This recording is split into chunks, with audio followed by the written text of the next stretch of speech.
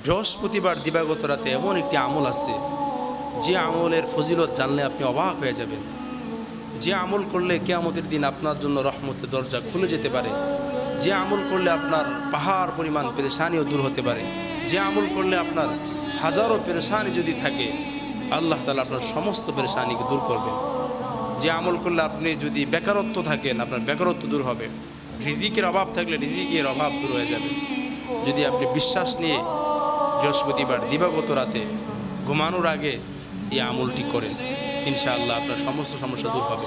সেটি হলো ঘুমানোর পূর্বে ওযু করে ৪১ বার দুরূদ ইব্রাহিম পড়ে এই দোয়াটি পড়বেন, রব্বি ইন্নী লিমা আনজালতা ইলাইয়া মিন খাইরিন ফাকির। ইনশাআল্লাহ আল্লাহ তাআলা এই আমলটি করার বিনিময়ে আল্লাহ সুবহানাহু ওয়া তাআলা আপনার সমস্ত সংকটকে দূর করে দিবেন। রিজিকের অভাব যদি থাকে দূর করে দিবেন, বেকারত্ব থাকলে আল্লাহ তাআলা আপনার রিজিকের ফয়সালা করে দিবেন ইনশাআল্লাহ।